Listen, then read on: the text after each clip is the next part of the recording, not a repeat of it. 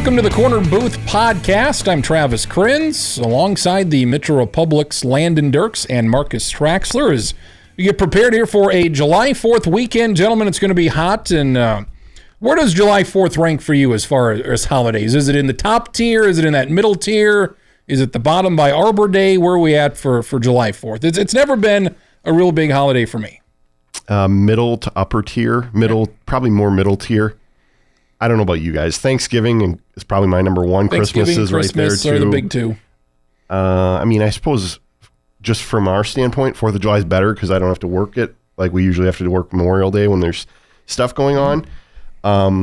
But it's really just hot dogs, parades, and fireworks. Yeah. I mean, some baseball, I suppose, not enough. You could argue there should be more baseball. Yeah. But it's a good holiday. I wouldn't have it at the bottom. Sometimes it's on a Wednesday or it's a Tuesday. This year it's on a Friday, and it'll be on weekends and Monday. So we're in a good little stretch here. We're going to have 4th of July on a weekend. Landon, where do you stand on the 4th? If I'm allowed to say it, I guess it's among the elite holidays in terms of getting to enjoy a couple brews on the river or on the lake, and I enjoy that part about it a lot. If you can sneak away for the weekend, that's always something I've enjoyed. I grew up like tubing on the Missouri River and stuff like that, so that was always fun times for me. Compared to the other holidays, a higher propensity for stuff to go bad. Yeah, injuries. Injuries. I've burned the crap out of my hand before. Well, absolutely. I'm people blowing off fingers. Losing it on the jet ski, whatever, all those sorts of things. So you got to be a little bit careful out there. And yes, be safe, kids. Yeah. 1991. Yep. I had sweatpants on for some reason. On July the 4th. I don't know why. Obviously, I'm 3.5. Okay. Sparkler caught my sweatpants on fire. Minimal damage. More mental than anything. Yeah. So that was 91. I'll always remember 91. Don't wear sweatpants if you're doing sparklers. I've mentioned it before. I'm from Minnesota. And so growing up, when I was really young, nothing was legal in terms of fireworks in Minnesota. Then they allowed the sparklers and the fountains that come up off the ground. They still don't really allow stuff that really gets shot up in the air. You move to South Dakota, anything goes, but only for 10 days. We'll sell anything for 10 days, but you can't buy it necessarily in April. I would imagine Iowa is a state where nothing goes, I believe. They're too worried about burning down the corn. You go to Wisconsin. I mean, that was always a big thing back home, is drive to Wisconsin, get your fireworks. As we tape this on a Wednesday, July 2nd, I would imagine maybe tonight. I have not heard fireworks yet in the neighborhood. I would imagine maybe tonight would be that first night. You hear a few booms out there. My neighbor back home is kind of a lunatic, and he was shooting off fireworks this last weekend. Wow. Already. So, and I would imagine it's going to be every night until next week sometime. I was down at my mom's place in Tripp over the weekend, and I heard a couple of pops and bangs. So yeah. I'm sure in the small communities they've heard a couple of big fireworks go off already, and I'm sure it won't be the last. It'll probably go through the weekend. I think the fact that it's on a weekend is going to kind of exacerbate some of that. I've had people drive into the parking lot of my apartment complex. I don't know where they're from, but they got the parking lot. They're just going to start firing stuff up. So a lot of times I'm at home and I got a great view of whatever's going on. Some significant severe weather over the weekend. Friday night, some storms here, and then Saturday night were the big storms up by Clear Lake between Brookings and Watertown. Unbelievable footage and pictures of tornadoes, the likes that even the guys that do this for a living and like to do this, they've seen a lot of them. They say they haven't seen many like this. The pictures and video look so good, I thought they were fake. Mm-hmm. And I'm like, well, I guess these are real. These are real videos, real tornadoes. Gary, South Dakota, it moved east into Minnesota. I know you drove through some storms Friday night, not too severe. But, yeah, there were like 70-mile-per-hour winds here Friday night. But, the Kadoka tornado, and then all of a sudden up northeast there, some unbelievably devastating tornadoes. Thankfully, they were in rural areas, minimal damage, but unbelievable to see. And I think it came out on Tuesday that the Gary was an F3. Was it a 3? It was a 3. I think it was a 3. So, I mean, it's not bad. It's been a while since we've had one quite that big. And you mentioned the photos. I mean, I said to you, these are not cheap tornadoes. These were the real deal Holyfield of just like, there's a lot to them. And I agreed. I thought they were kind of AI. Yeah. This is the age we live in. I thought it was maybe AI generated, but no, those were legit, and the footage was pretty incredible. I still drives me wild that somebody that does this for a living, and a lot of those people that do the storm chasing, they know what they're doing. But some of them were really close to that thing, Yes. and that's not for me. There's something really mesmerizing, like when you see the swirls, like in So a detailed. It's very, very interesting to me. And of course, I think everyone maybe on planet Earth has seen the Crystal Springs rodeo one at this point, where they have the rodeo grounds and they're mostly flooded. There's horses out there, and then off in the distance there's a full formed tornado on the ground, and it's like, yeah, this is South Dakota. Everyone on Earth, even the rice paddy farmers in China. Okay, fair. All right. Internet. It's been shared a lot though. I just had to say that. So It had been a while since we've had something like that. Everyone So in the Western Hemisphere. there's always things to talk about. And a couple of weeks ago when we were here, like, well, sports, what's going on with the sports? And there's a long list of sport things to talk about. Let's start with South Dakota State and USD. They've both opted into the House settlement. Deadline was at the end of the month in June. USD opted in. SDSU a couple weeks later said, yep, we're going to do it as well. Most schools did, over 300 of them, 320 or so did opt in. That means you can spend up to $20 million, $20.5 million to pay your athletes directly from the school. Scholarships for football go up from 63 to 105 if you want to get really froggy at the FCS level. So most are going to do this, and I guess the question is, how many scholarships will be added year by year? Where's the money going to go? How much?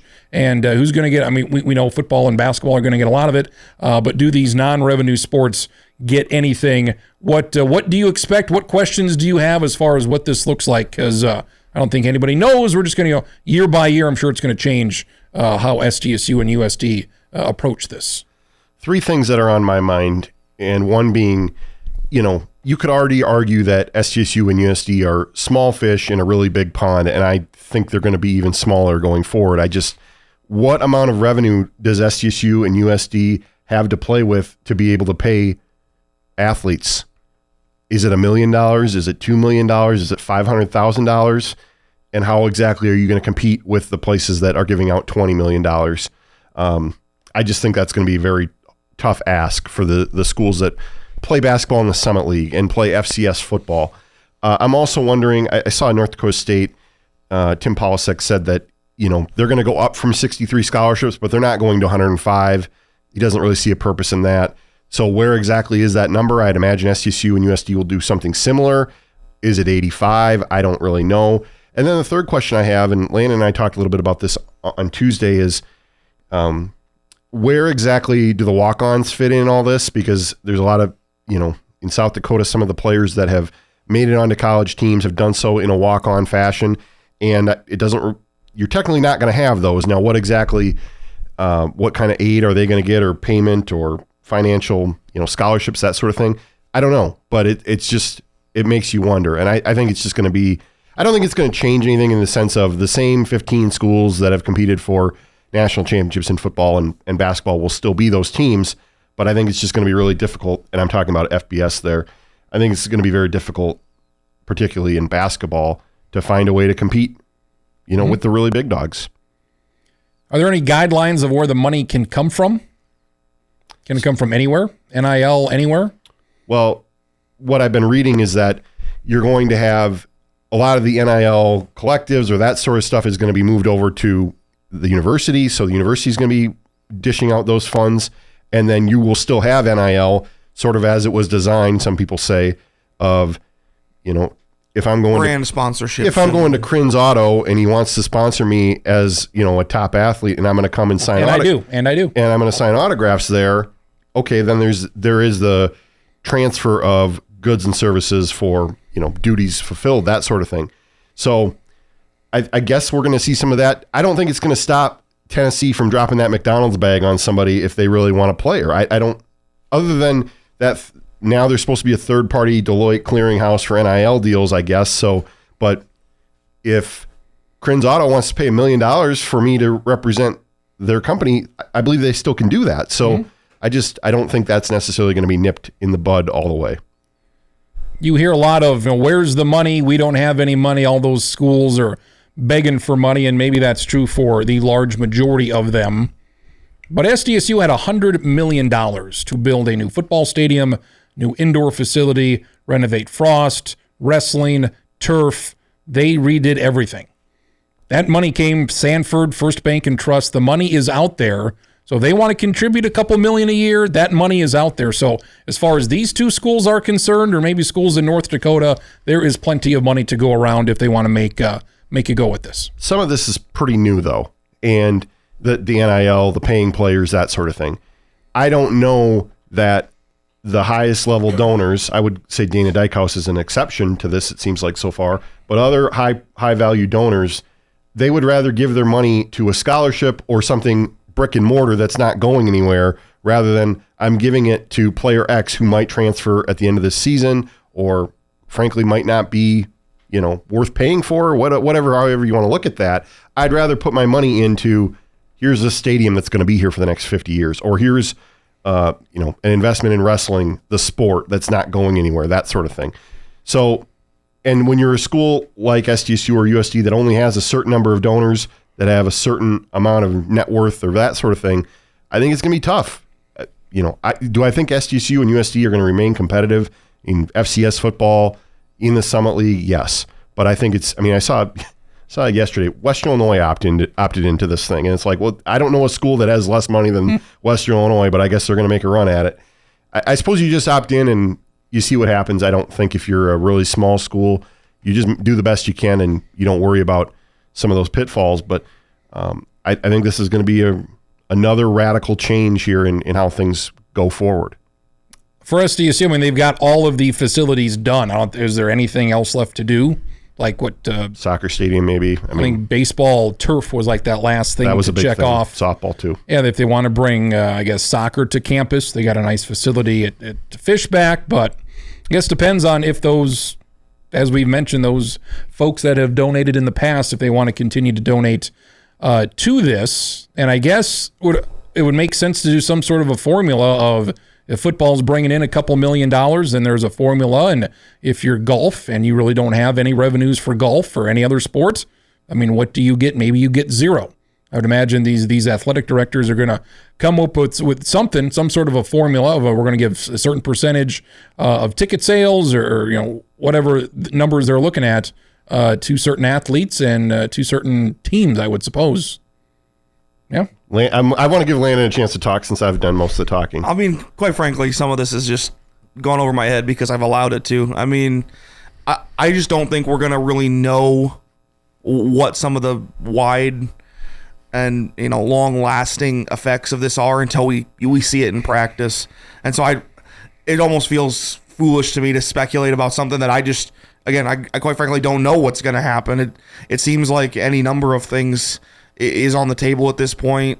We could look up tomorrow and maybe an SDSU grad cures cancer or something. They end up with $1 bajillion. They decide they really love SDSU football. The money thing, the money equation completely changes. I know that seems kind of a foolish and bit large example, but I don't feel at this point, and I think a lot of what I've heard is in the real short term, it's probably not going to change a lot. So it might be a couple of years before we really understand some of the wide-ranging impacts.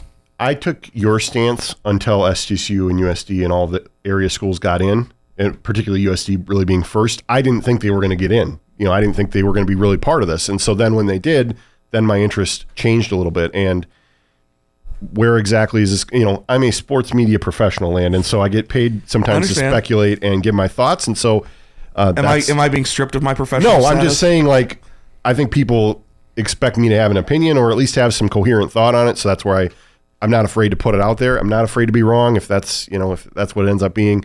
So it's a brave new world. I saw Nicole Auerbach, NBC Sports, had a story. She quoted, I think, the Washington AD, and the guy said, right next to Title IX, this is the next biggest change ever to happen to college sports in terms of, what sort of athletic makeup you have. I think there's going to be a huge Title IX challenge. What exactly does that mean in our court system, U.S. Department of Education in 2025? I don't know, but I would expect this to get challenged. And I think that's another big part of this is it's probably not in its final form right now. So we can look up a year from now and this looks totally different again. And as I've said before, and not that the NCAA necessarily is going to be holding the bag on this one, because this is already getting outside their depth. But the NCAA never wins these cases. So, and literally never. Yeah. So I think this is going to be, something's going to change again here. The Missouri Valley schools and Summit League schools that we follow, they don't appear to be moving up. There was that opportunity of a lot of conference realignment and, Pac-12 and Mountain West, and would that be a good time for South Dakota State and North Dakota State to move up, and that's not happening. It would seem to me that with these football scholarships going up, I would assume a little bit each year, that when they do go up, whether that's 10, 20, 30 years from now, they're in a much better position to move up right away, and there's not much of a transition of, well, we got to add 40 scholarships, and that's going to take a while. It's like, no, by the time they move up, they're probably going to be around 85 scholarships, so there's not going to be much of a difference of, all right, 85, we got to get to 100. We're pretty much there, so we're going to go to whatever conference will have us. Well, am I wrong about this? But, obviously Title IX is still in effect, and so every, football scholarship you'd have to add a scholarship in a female sport. Equestrian, look out. So, it's not cheap when you're looking at adding, if you go from 63 to 85. That's not just 22 full scholarships. That's 44. And when you really do the math on that, that's a significant chunk of change. One of the notable sports that's changing a lot is baseball. They used to have 11.7 scholarships. They're going to 33 or 34. Yeah. So from a Title IX standpoint, that could be significant. If you have baseball, that's 20 more spots. You got to consider, where am I going to equate that here? I just bring that up because I don't think, to your point, or a lot of our points right here, schools, SDSU and USD and NDSU size, I don't think they can just start, adding scholarships willy-nilly, because the bank's going to come calling on that, and you got to have the money for it first. Well, and you've seen some schools do some interesting things already. It was a few years ago, but Minnesota, they cut indoor track, men's track, but not outdoor men's track. And there was another sport I saw just recently, track and field. They cut the field events, but not which I didn't even know you could do that. They basically said, we're not going to have field events. So, that seems kind of wild to me. But I think it's one of those things where, and you mentioned FCS football. I just think about the landscape of FCS right now. There's 120 some teams or whatever.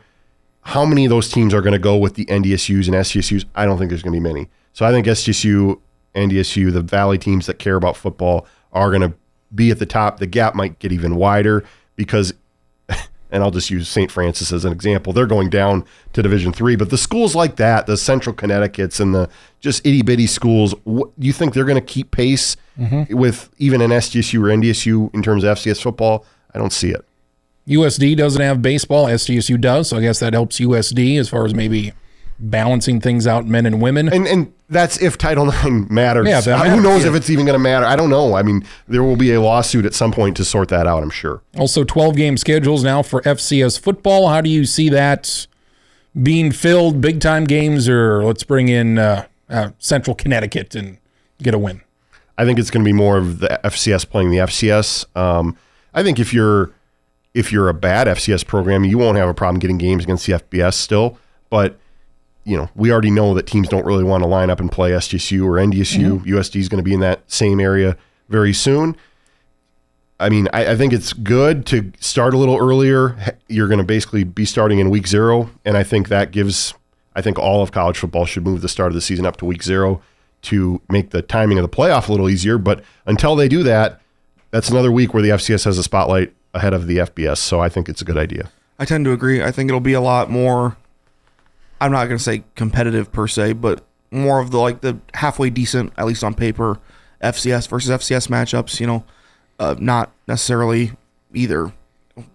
I feel bad picking on people. Delaware State going and getting smacked by Texas A&M or, two middling FCS teams. I think maybe we see stuff like Sacramento State, even though they're in kind of a weird spot. The Sacramento State visiting SDSU games, stuff like that. Those are fun. I think fans of both fan bases would think that games like that are fun, and this provides one more avenue for that. It was probably 6 or 7 years ago now, but remember NDSU played Montana in that week 0 a few years ago. Brent Musburger did the game. It was a very strange thing, but that was a big spotlight for the FCS to have right off the bat. So hopefully there's something like that. I wouldn't expect ESPN's attention really on too much of this, but if this year you've got SDSU Montana State in week 2, essentially maybe that's a game. That type of game is something you just try to target for week 0 going forward. Corner Booth Podcast, Travis, Landon, and Marcus. You mentioned Sacramento State, and they've raised a bunch of money, and they want to move up, and they are going to move up. They wanted to go to the Pac-12. They're going to be in the Big West. Big West doesn't have football, so that's a bit of an issue, and Sacramento State not good. I guess they've raised like $35 million in NIL to make the big move, and they still want to join FBS in 2026, but they were denied. So where do they stand? This seems like a bad move for them. Missouri State's moving up. It seems like a bad move for them. Some schools should move up, but these are not among the ones that should. I don't know what their reasoning is and what they think is going to come of this. I don't know exactly what they think is going to. I think they think that they have a chance to really make inroads for their school, Sacramento State in particular, and have this big windfall, really raise the profile of their school. I don't know if you've ever seen a picture of their basketball arena. It's a joke. It's a little better than Dakota State, honestly. It's a similar kind of feel to what they have. I don't think that this is a good idea. It's not a good idea to go independent. You're going to get, I'm sure you'll find a way to get 12 games. You'll play some FCS teams as well. But for what? What are the bowl tie-ins? Do you think you're going to make a bowl game? What players are going to come to your school when you don't have a conference to play in? You have a long shot of making. You don't have any shot of making the playoff, I would say, with an independent schedule. So I just don't really see where this is going, other than they appear to be getting some money, and I question how much of that is valid as well. Yeah. Where does that money come from? Why would you want to invest in Sacramento State? Missouri State, you could make the argument of they're just getting in a big pile of teams that are FBS. They're going to have these weeknight games in Conference USA. I think they play at least 2 times on a Wednesday, maybe 3. I don't think that's that valuable, but you're at least in the conversation a little bit more than you are because they were an 8th, 9th place team in the Valley. So they're probably going to come out ahead in that standpoint. I think it hurts them for basketball. The Valley's a good league, and Conference USA is probably a step down, I would say. So definitely a step down, I should say, in basketball. So I'm not sure about that. And for what it's worth, I did hear this the other day. Missouri State's non-con schedule this year, USC, Marshall, and SMU. At home. SMU at home. That's their first home game. SMU. How's that happen? I don't know. They got SMU to come there. So here's a team that was in the playoff last year. You're hosting them. I don't know. So that's not nothing. I expect them to probably lose all 3 of those games. They'll get paid some money and they'll make a little coin. I think I told you the over-under for wins for them was 4.5, I think I'm going to be on the under on that. Like 2 or 3? Yeah. So I know Conference USA is not good, but I don't know who they're beating. Certainly not in the non-conference. So they get UT Martin, as well in the non-con. Blake Ellwein, Huron, South Dakota State, going to South Dakota State. News from a couple days ago. Still coming up on his senior year, so he'll be around, and he goes into his senior year as the best player for Class AA. So were you surprised? Is it a good fit? What are your expectations of Blake Ellwein making the big jump here from Huron to South Dakota State? I think anyone who's watched him play can say there's an undeniable amount of skill there. And I'd argue that he might still even be a little more on the raw side just because, who can grow into a body that you're 6'9", 6'10" at 17 years old? That's not seen very often. If he can, put a little more meat on the bone and, just iron out some of the, a little bit more clunky coordination things, if you want to say that. He has a really high ceiling, I think, because there's not anything that I feel like he can't do. I think he's shown that he can do an awful lot on the basketball court already, and that's in spite of some of the things I just said. And I don't really have any big knocks on him. I know he's been a problem, for Mitchell. That's where Mitchell starts whenever they play Huron, since he's been on the varsity roster is, where's number 30 and what's he doing? Because he's kind of the engine that makes that team go for sure. And you can see that he has Division I talent. Absolutely. And I think I agree exactly with what you're saying. I think he is a little bit more on the raw side. If he was more refined, I think he'd be a major conference player right now. So that's where SDSU fits in the recruiting him standpoint. I think it's a great opportunity for them. And I often think about something my coaches would say in high school of there's not a lot of growth to be done from junior to senior year in high school. But if you're going to college and you're potentially playing 5 more years of basketball after that point, there's a lot more growth that can be done. And I think he definitely can refine some of his shooting and some of the things. And I think he's a great player already. I'm excited to see exactly what he might do this season with a senior year ahead of him. And you see you're on Twitter or whatever, and you see the little tweets or clips of things he's doing. I mean, he looks like he's having a really big summer. So that's a great spot for him to be in. I'm impressed that he picked SDSU. I know, you can look at that as a big recruiting win, considering, you got Brian Peterson now as a head coach, and Eric Henderson still offered him once he got to Drake. So, that was something that was on the table as well. And I want to be clear before I say this, I'm not making comparisons one-to-one per se, but I just can't help but think about guys kind of in that mold of, 4s in terms of body size, who would traditionally play about the 4 position, who can handle the ball. Kevin Durant, absolutely. That have gone through the SDSU program recently and been successful. You have like the Luke Apples of the world. Mike Daum's a big name. Again, that's why I kind of made sure, not necessarily comparing. 3,000 points is a lot to score, but like the SDSU program has churned out guys in that mold, and they've been very successful there. So I think there's definitely an avenue where Blake Ellwein, gets on the floor and produces at a fairly high level for SDSU if he kind of follows that path. I follow you there, and I don't think it's an insane comparison. I think the shooting is just the area where he's a good shooter or a decent shooter, but if he really can make that really grow, then the Mike Daum comparison is not that far off. I mean, when if you're 6'9", 6'10", and can shoot, there's a spot for you on any roster in America. And take it to the bucket, which, Mike Daum was a great shooter, but he could go to the bucket too, and that's huge. I think that's something that, is kind of maybe the most invaluable part of what he's been asked to do at the high school level is, most 6'9" guys, they'd be like, go sit underneath the bucket, and we're gonna get you some post touches. Blake Ellwein handles the ball a lot, and so he's used to having the ball in open space. He's used to making plays for himself. That's gonna, I think, pay dividends moving forward. Travis, for our listeners in the great city of Huron, where would you put the Tigers in the pecking order of AA basketball going into next year? Yeah, it'll be top 5, maybe top 3. I don't know. Yeah, they're going to be up there because their 3 big guys are a problem. I would say top 3. Yeah, I really would. I think they're going to be a major contender. I think they probably are going to learn a lot from getting to the state tournament this last year and rolling that into this season. Not that you can't make a run because they haven't won that first round game yet, but they've been there 2 years in a row. They've come close, but just that first win just to get that monkey off your back of, all right, we get to the semifinals, and Huron hasn't done that yet. Addie Simpson of Mitchell switches from Wayne State to Augustana, which is an interesting move, and she stays closer to home for basketball coming up here the following year.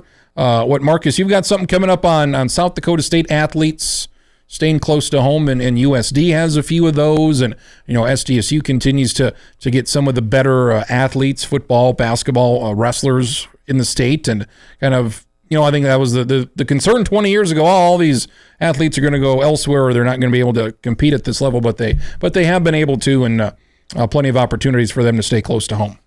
Yeah, again, I'm being honest. It's July. I'm looking for things to write about. The Marvin Richard commitment to USD a couple weeks ago, the Blake Ellwein commitment to SDSU this week, had me thinking about, okay, there's 2, I don't know where those guys would rank this year, maybe 2 of the best recruits in South Dakota, both staying in state.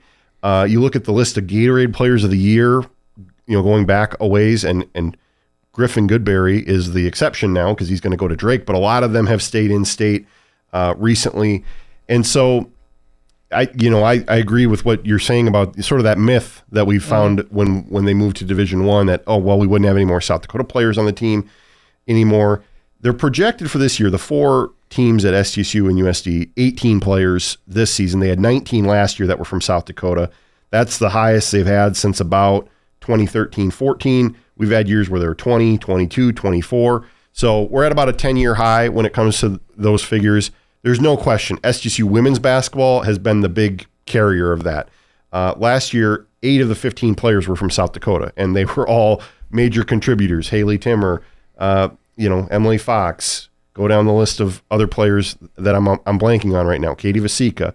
Obviously, they had 5 freshmen that they brought in that were all from South Dakota. So, and the one sort of program that had been away from that and has done a little bit better job lately is USD men. They went 5 years without a South Dakota men's player on their team when they had Craig Smith, and now they've kind of bounced back. Last year they had 4. This year they're slated to have 2. But I just think it's interesting food for thought. I'm going to be off here, so I don't know exactly when I'm going to get this column done, but something to think about for when we're in the off season of South Dakota connections on the Jackson Coyotes. And something coming up here this week is 50 storylines for high school football in South Dakota. We're 50 days out as of July 3rd. So you've got a lot of them. How long did this take? And what are some of the more interesting ones? I like number 13. I like 25, 34, and 42. Are my best. You're just listing. Did you actually look at those and say, okay, yeah, no? I'm just writing, but Potter County, goodbye Potter County, Gettysburg, certain things that every year things change. Okay, what did I miss? What's happening? What did I not know about? And what sticks out to you as far as more interesting things maybe that you found out? I'm like, that'll be. I'm gonna miss Potter County. I've already come out and said it. All right. And I mean, if we're being honest, Potter County's been a Final Four team the last couple years in 9B, so that. We'll still have the kids from Gettysburg, but Hoven is not part of the co-op anymore, so probably a few less players involved there. I just would like it to be said that a big reason why you get bonus points for me when your co-op name isn't just city / other city. If you actually come up with something, kudos to you. Jim River. I agree with you. It's controversial take, but I agree with you. It was honestly, this was an idea I stole from a newspaper in North Carolina that I saw last year when I was down there. They did, and they framed everything as a question. I didn't necessarily frame everything as a question, but just started thinking about, what are the major storylines of the season? What have programs done recently? Who are the top players? I looked at sort of the recruits that we know about that are going to be on the table. And of course, you mentioned, it's not a realignment year, so we don't have as many ups and downs between classes, but this is the first year without Potter County, the last year of FUMFA as we know it, because Marion is going to go with Parker in 2026 for all sports. So some things are going to change there. New stadium in Watertown. I know you're excited about that. Oh my God! That they are going to. Do you get to go year one? No, the Arrows. They're here this year. I'm sure there'll be a thing where we don't got to go to Watertown for like 5 years now. It's like we always go to Pier, and it's always. Watertown. So. I sense some distress in Trav's voice. Pier's really bad. They just don't have enough room. Watertown's very small, but at least you have your own booth. Well, we don't know what Watertown is now. I don't know. I'm sure it'll be terrible. Pier is just... Way to make friends, It's a free-for-all. I'll assume Watertown will be nice. We'll see. I know it's a very long press box. Whatever Yankton did, do what Yankton. Call Yankton up. Say, what did you guys do? Look at Yankton, their trailers, their boxes. It's tremendous. Do what Yankton did. Just copy Yankton, please. Yeah. Landon, is there anything that strikes you about this football season that you're thinking about? I noticed that we've got certain teams that I looked at last year's rosters. Who are they sort of projected to bring back, that sort of thing? But is there anything that 50 days out is at least jumping out to you? And obviously, we're going to have time to dive in on some of this. But I think obviously we have some fairly high level talents, D1 outside of SDSU, USD, like FBS talents already pledged to go to certain places, and I always like to kind of monitor them. One of them is Devon Bonwell-Whitty, who we didn't really get to see at all last year because I think it was game 1, or maybe it was game 2. Yeah. I think it was game 1. He got hurt. Yeah. So we didn't get to see him basically at all last year. I just like seeing those guys play because, you can really sometimes tell, I think a lot of the times, tell big difference makers. I just think of when I saw Griffin Wilde play in person for the first time, and I mean, he looked different, and I always kind of like that. And Bonwell-Whitty has been committed to Nebraska for like 2 years. It will be 2 years by the time he gets done with high school, I should say. So it's been at least almost a full year now, I believe. I think he did it before last season. If not even a little further back. So, I mean, that tells you what Nebraska thought about him, and obviously he's been pledged there for a while. Cooper Terwilliger, the big tight end for Pierre, has dang near the who's who offered him. Alabama, Florida, Georgia, Texas A&M, I think maybe, Michigan, Minnesota, Iowa, and Nebraska. He's only going to be a junior. He's going to be a junior. So that's interesting. And one thing I noticed, on Tuesday, Caleb Lounsbury, the quarterback at Pierre, has committed to DW for football. So that's, DW, always in the quarterback market. So that could be something that, comes to fruition eventually. I also was reminded Sully Buttes brings back both Wesley Whitler and Gavin Colson. I mean, Sully Buttes is going to be a pretty prohibitive favorite, I think, in 9B. And I think that was something we talked about at the very end of last year's, because 9B hasn't had a repeat champion in 7 different winners in the forever. last 7 years. Yep. Maybe the last time someone repeated in 9B was at the Kimball teams way back in the early thousands. This would be prime time for someone to do it. It sure seems like with the talent they have back. I always go and I'm drawn to 11B, that. And so we saw Sioux Valley get over the hump and get into the title game a year ago. I know they lose an awful lot of talent. Obviously, Donovan Rose kind of headlined that group, but it was a pretty senior heavy group in terms of the skill position players. Wonder where the Cossacks kind of go, because you figure winner's always going to be up there. They just, that's kind of what they do. Who's kind of that next team that maybe can give the Warriors a challenge? Sioux Valley 20-2 over the last 2 seasons, but I put a spotlight on there. Was a huge grouping of teams that had 3 losses in 11B. Mm-hmm. That included Roncalli, Clark-Willow Lake, Elk Point Jefferson, Groton, Mobridge, Mount Vernon Plankinton, St. Thomas More, and the newly named Bucks. of Woonsocket, Weston Springs, Sanborn Central. I'm going to say Blackhawks. No longer the Blackhawks. So where exactly does that whole pile of teams shake out? Is there a riser in that standpoint? I had to remind myself of 3 things in 11-man football. One, Sioux Falls Christian did win the state title. I know we talked a lot about Brandon Valley. Or did Brandon Valley win? You telling me? What? You're looking at me like I got it wrong. Sioux Falls Lincoln won, didn't they? Oh, you said Christian. Sorry. I meant Sioux Falls Lincoln. Sioux Falls Lincoln. Edit that out of the podcast. Sioux Falls Lincoln won the 11 AAA title. Sioux Falls Christian did not win the 11A title. Lennox won the title. Yeah. Lennox gave up 6 points in the playoffs last year in 3 games. Pretty good. And then, as we were just talking about with Pierre made the title game. For all the things we talked about, Pierre had I remember that. I remember. And they lost by 1 point to Watertown. So, it's what exactly happens there. The Orioles, they lost a lot, I think, from last year. And is Sioux Falls Christian, much like basketball, maybe on a revenge tour to make sure they finish the deal this year in 11A. Here's a 51st interesting thing. Yep. There hasn't been a lot of coaches leave the state at the college level because SDSU, their coaches have stayed for a long time, and their men's basketball coaches have now kind of sprinkled around. Amy Williams hasn't really recruited many South Dakota girls, and Dawn Plitzewhite, we haven't seen many of them go to Minnesota or Nebraska. But we have Jimmy Rogers in Washington State, and there's going to be some people going to Washington State now.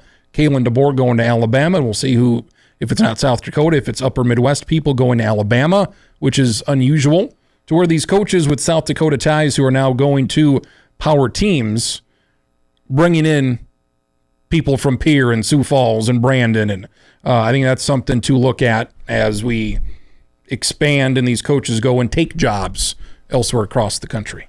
Yeah, I know Cooper Terwilliger had I think it was a while back, but had a successful visit with Tennessee. Obviously, Josh Heupel is from South Dakota, but it's been a while since he's been in South Dakota. So you wonder how much that even matters. It's not South Dakota, but Jackson, Minnesota's Roman Voss committed to the Gophers. Apparently, Ryan Grubb, the offensive coordinator at Alabama, had a relationship with Voss's dad. And so that's one of the reasons Alabama was right there. And I would imagine Kalen DeBoer is going to be involved for South Dakota top players going forward because he's not going to forget about where he came from. So, or if there's any transfers coming out, like SDSU, who you got, we're going to take them. Yeah, and that's going to be something to keep an eye on as well. Corner Booth podcast here is, we're only 40 minutes. We got like 20 minutes to go before the tape runs out. Okay. Travis, Marcus, Landon. Quickly, NBA free agency. Kevin Durant goes to Houston's the big trade. Shai Gilgeous-Alexander gets $285 million for 4 years, biggest contracts ever. The Timberwolves get new owners, and they keep their 2 big guys, Julius Randle, Naz Reid. Julius Randle gets 3 years for $100. Naz Reid gets 5 for $125. And a year out, not quite a year out from the Karl Anthony Towns trade. He's better than Julius Randle, but if you're keeping Towns, you're not keeping Naz Reid. So you want Naz Reid and Julius Randle. You'd prefer those 2 rather than Towns. The trade allowed them to keep both of them, and they're not in the second apron now. I've learned a lot about the second apron in the last year because of the Wolves' troubles and the ability to get out of them.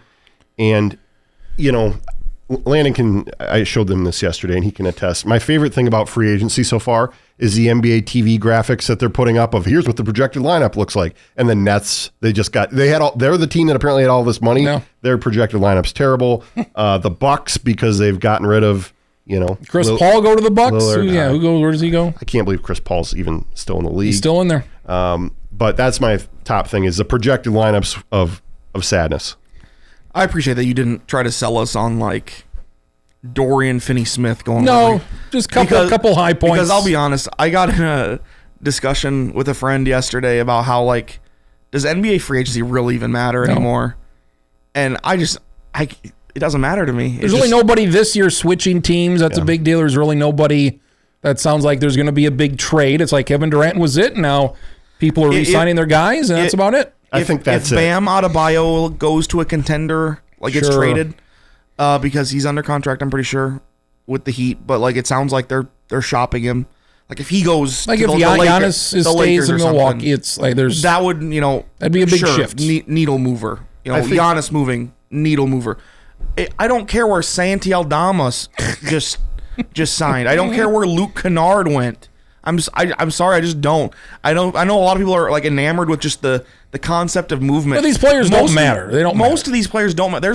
I made the argument that like there's 30 teams in the NBA. There might be 30 players that like truly matter when you're talking about like guys who move the needle on championship probability. And I think 30 might be high, to be honest. Luke Kennard is getting $11 million though, so that's like the veteran minimum, $10 million a year. I appreciate that all these guys are getting paid because the NBA they're printing money right now. I wouldn't have guessed that he was an $11 million guy though. That's all I might have guessed he was worth 20. Yeah, I've been totally. I just keep thinking back to the off season that tainted me on this whole thing was the off season where like it was right after the Cavs won the title, I think, right, where Timothy Mozgov got $70 million, and so did Luol Deng. They both went to the Lakers. I'm not a Lakers fan, but those two just stand out. It's like, why are we paying these? Like, these players aren't good. These guys don't really contribute in any meaningful way, in my opinion. There's a minimum. It's like winning a title. It's like 130 something's maybe the minimum. You have to have at least a salary of that much. Maybe something baseball should look into. I hate that. They're trying to jam it down our throat like every time there's a signing. It's like, I don't care where the third string point guard for the Brooklyn Nets. No. Like I don't care. Tell me if a guy who's made multiple All-Star games or is like an All-Pro, tell me if he moves, and I'll care. That's what I'll care. I think it matters that. Sorry for ranting. No, that's fine. I think it matters that there's not that big whale out there this year. That we're all watching. Kevin Durant, a LeBron James. There's also, and this is probably on purpose, teams don't have a lot of money to spend because they knew there wasn't going to be this big guy out there. So, obviously the rule changes since that one summer I just referenced, right? Guys like SGA can sign that mega max, essentially, which prevents a lot of the big movement. When the whole playing field was equal and all teams could offer the same amount of money to guys, that's when we saw the NBA free agency was crazy. It's just not like that anymore because the guys who are worth significant amounts of money can get even more money from the team that they're currently on. It disincentivizes moving. But we have reached a point, and I'm not a huge NBA fan, but I pay enough attention. I guess I dabble. We can get the big trade at any moment, any time of the year. Absolutely. Obviously, we got the big. And I like the NBA trade deadline. That produces some fun moments. We got the Luka trade in early February, I believe. It wasn't even the trade deadline yet. The Cat trade was in October, right before training. September, right before things started. Yeah, right before training camp. So, and that seems to be where so much more of the energy is. We're talking about trades for Giannis. We talked about trades for KD, and we're talking about how can we trade to get these guys. And so that's obviously a much bigger part of this than it was even a few years ago. So, I don't know. 11 months out, I'll give you 4 teams. Is there anybody else you would add to finals contenders? Oklahoma City, Houston, Denver, Cleveland. Anybody else in the East you would put in that? Cleveland in the East? Anybody in the East? Everybody else has a debilitating injury. Like the Knicks, I guess. Suppose you put the Knicks in that conversation. Yeah, Cleveland's debilitating injury is their Cleveland. Yeah. But I mean, I would say those 4, if you want to add the Knicks for a 5th, unless Milwaukee does something, unless sneaky Detroit. Pistons. Unless sneaky Detroit, Pistons. I'm a Detroit sports fan now. I've said that multiple times. Unless the Pistons make a big move, it's like kind of the West. 3 teams in the West, and who wants to be in the East? And I'm a Wolves guy, but I mean, they're literally running the roster back. I can't make I feel like they were fortunate to make the West Finals 2 years in a row. So I can't in good conscience say that they are a title contender right now. Remember when the Brewers went from the AL to the NL? Can the Wolves go from the West to the East? It's been talked about for years. They're right on the river. Yeah, they're right on that river. Yeah. Speaking of Milwaukee, have you seen Jacob Misiorowski? Yes. Have you seen this SOB? The best pitcher I've ever seen. The best pitcher through 19 innings, 16 innings, the best of all time. Fun fact. Wow, you're his uncle. The Mitchell High School basketball team was in attendance for his debut when he. And they didn't even know. Probably hit him like a freight truck. Riker was telling me that some of the guys Riker needed to be sold on what he needed to know about the game. Oh, and some of the kids told him like this. They know this kid's debuting tonight. He throws hard. These guys on the team, he throws 6'8", hard. he'd be 6'8", so he'd be a great basketball player, I'm sure. Colonel Basketball has some seam heads, you're telling me? I guess. People that are dialed in on this? All right. Had some baseball guys on there. So, I mean, yeah, thanks for bringing him up. I love this kid. I'm all in on he's already a Hall of Famer. Yeah. He pitches today against the Mets. Hopefully it's the second game tonight. So the Mets struggling big time. 16 innings for Misiorowski, 19 strikeouts, 2 runs, and 3 GD hits.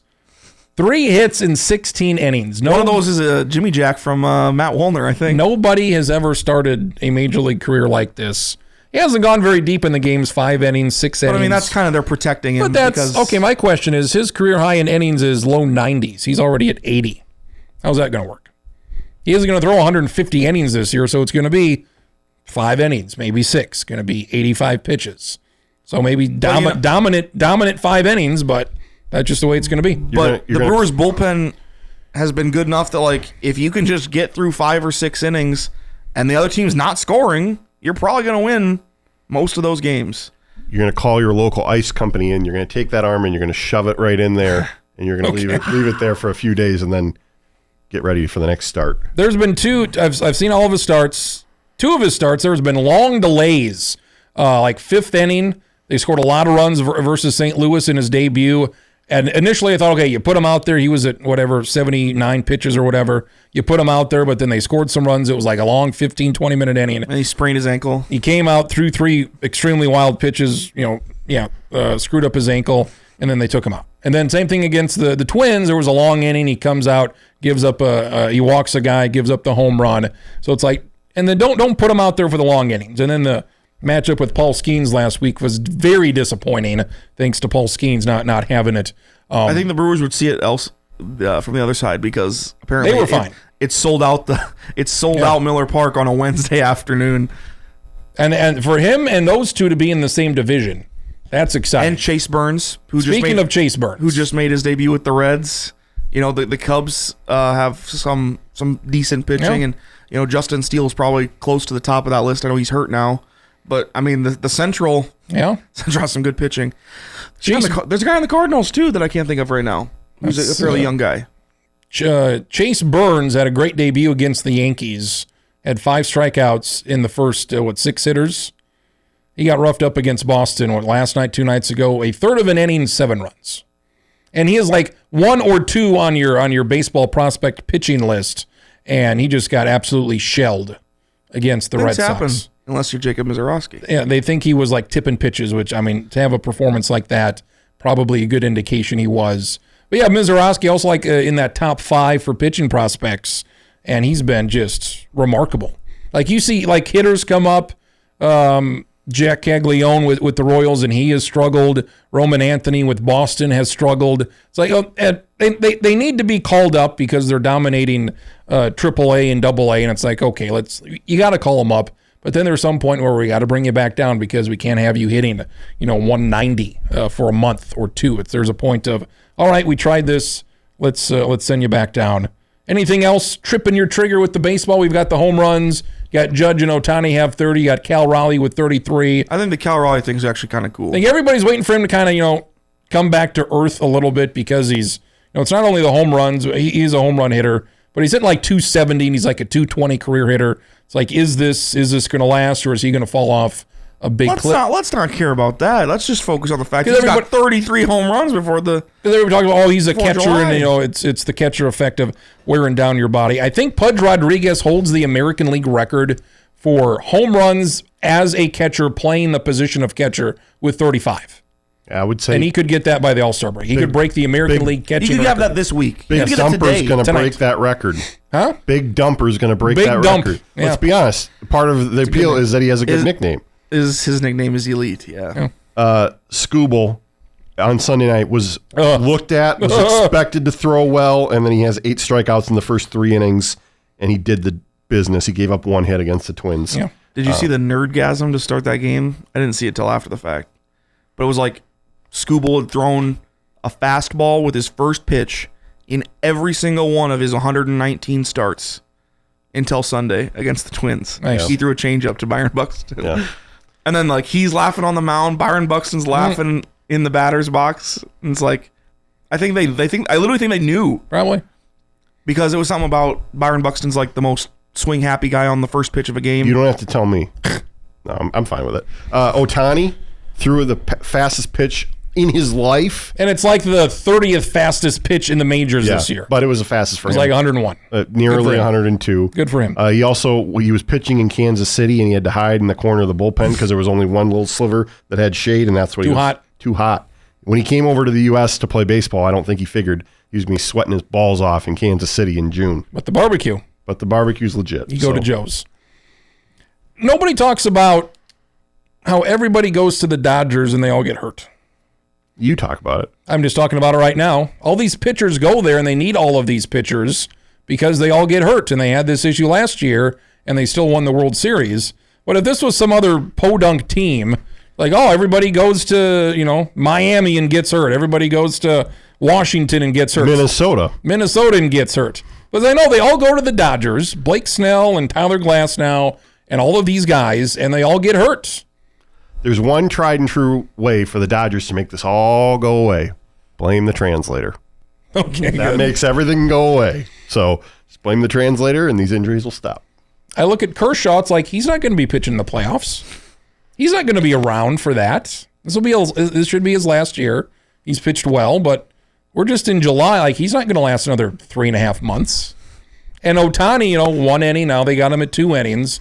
It's like, is he going to be around? Like, I would have saved him for much later in the season. Aside from the things I've already said about the Dodgers in this podcast, I don't care until October. Get back to me then. Yeah, like I'm planning. Maybe it's good that these guys are hurt because Blake Snell, Tyler Glasnow are. We're going to be out for months, but we're going to be ready by like August, September. And then we'll be ready to go. That was a spin zone. I didn't know where he was really going with that when he's like, maybe it's a good thing everyone's hurt. Because they got all these guys and they're still, best record in baseball and they're still going to win 100 games. I know what you're saying now. I didn't know where you were going with that. I thought maybe you were going to go unhinged on us. And they're piecing it together and they got all of these guys that nobody's ever heard of that are absolutely just fine. Maybe it's, when you look at their lineup, they have 9 Hall of Famers hitting the baseball. That kind of helps.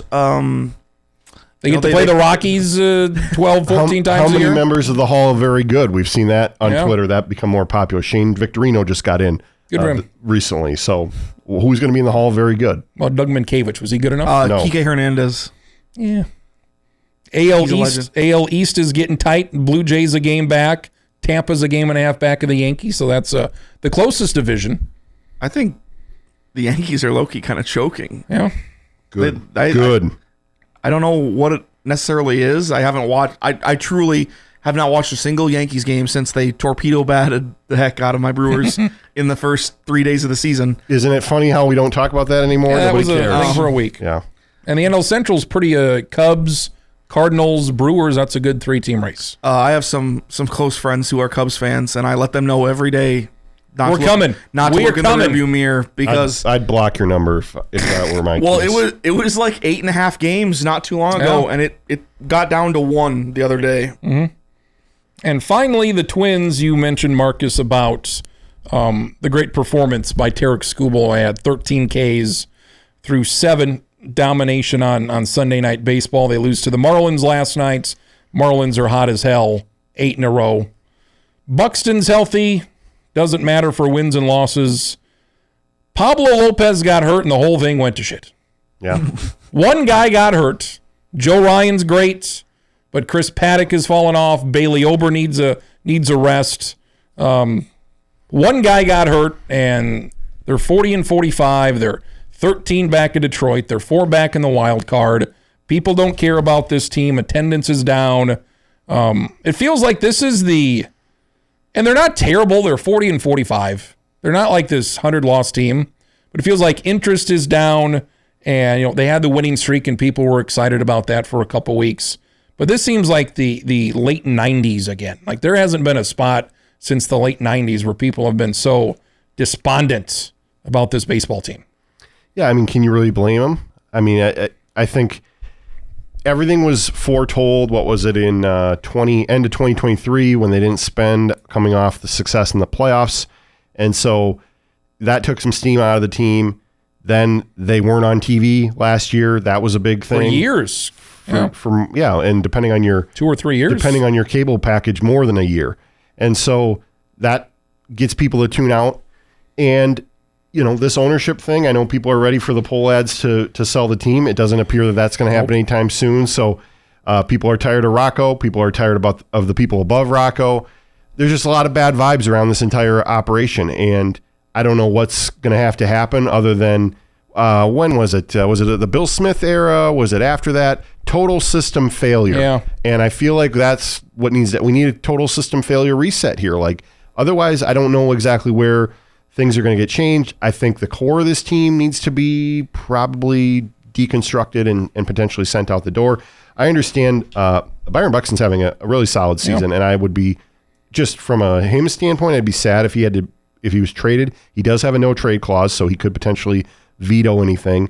But this is the last good chance to trade him, I believe. So, and they need to be thinking about the future. Our colleague Blake Durham wrote about, if you're waiting on Royce Lewis and who's the other guy, Keachel, if you're waiting on those two guys to come and save your season here, I just don't see that happening. So, and yes, they are only 4 games out of the wild card. That's what the point of the wild card is to keep teams in it all the way into August and September, but I just don't think it's going to happen here. And if they're more the team it's been the rest of the season than they are the team that won 13 games in a row. The record would indicate that. Buxton needs to play 25 more games. That would put him at 93 for the season. That would be the 3rd most of his career. He's played more than 102 games once. Yeah, and 2/3 of a season once. And I've read the thing that, Buxton doesn't want to move. That's why he has a no trade clause, and I understand that. But the Twins need to be looking seriously at being sellers at the trade deadline, and that should include Byron Buxton. Does it seem odd, they don't want to add payroll, but they also don't want to cut? They're not cutting. Does it seem odd to you that they're not shipping some guys out? It's like, we're not going to add to this team, even if we're leading the division like they were for most of last year. It seems odd that it's like, okay, we're not going to add, but we're also not going to subtract. We're just not going to do anything. I think they look at it as all the other things I mentioned earlier, the TV, the attendance, that sort of thing. Cutting payroll would make that worse. There are so many Twins fans. I don't know if this happens in other markets. There are so many Twins fans, either online or elsewhere, that they just look at the payroll and where does the team rank in payroll, and that's all they seem to care about. And if you hear, the Twins are cutting payroll, which I understand, I just mentioned off the playoff season, that was a big deal. The problem was they came out and told everybody they were cutting payroll. They can't be doing You can't say that, because that's just going to send the message that it was ultimately sent. So if they cut payroll further, people are going to notice that, and I think their problems are only going to get worse. So, and I don't think that helps them potentially sell the team, where they're trying to demonstrate the value. They're trying to get $1.7 billion or whatever the number is, and they have a huge amount of debt that they're looking for the buyer to take on. It's just a very diseased thing that they have going on here. I want the team to do well. That's why I want them to trade Buxton for whatever they could get for him. They've got Walker Jenkins, an outfielder who should be up next year. Emmanuel Rodriguez, who should probably already be up. Those are going to be 2 of your outfielders next year. Matt Wallner is hitting 200. At what point do you say, okay, we've tried this. You got to move on from him. We've got a couple guys coming up. It's like, I want the team to do well, and that's why I want him to trade Buxton, because obviously his production has not mattered at all. They're in a terrible stretch here, and he's having a He has 19 home runs, playing very well. I don't think they're going to be able to trade Correa, but if anybody would if anybody would be willing to take him, by all means do that. I think Johan Duran needs to be. I mean, he's a good pitcher, but he's of something of value. You need to consider trading him here because the idea should be what can we get going for the future here. Yeah, and they're just in this pile of. Excuse me. They're in this pile of mediocre, aside from Detroit, mediocre teams in the Central. What are you going to do to break out of that morass in the future? You got to shake it up. You got to look at the future and see what can we build for 2027, 2028, maybe 2026 if you're lucky. Yeah, Buxton's 31-32. And is he going to get hurt? That's always the big question. When will he get hurt? Saw a stat like Cleveland is like 7-18 over the past month. They were second when they started, and they're second right now, going 7-18. Minnesota has not taken advantage of that. Kansas City as well. Kansas City, one of the more disappointing teams, but you have Detroit. Detroit, most wins in the American League. Do you guys have a lot of like faith in Detroit? Yes. For like postseason purposes? Yes. No. I struggle at the moment. I don't, and I don't know why. I should say, most teams are able to go into New York and play well. And the Twins can't. And I'm a Twins fan, so I'm probably just looking at it from that standpoint. You got Houston, you got Detroit, you got the Yankees, your top three. Yeah. Looking for the buys. That wild card, you got Toronto, you got Tampa. Can one of these central teams, can Cleveland or Kansas City go on a run? You've got the Angels all of a sudden are at 500. That just isn't going to last. But I don't know. I mean, they're just isn't. Then you got Seattle, would be the other. Seattle and Texas would be other teams. So Seattle, Texas, Tampa, Toronto, your wild card contenders.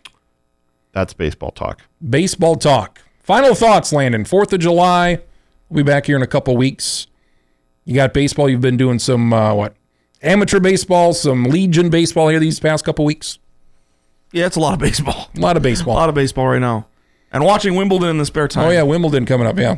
It's on. It's on the TV. I got Coco Golf. I hate to say it. To lose in the first round and be done.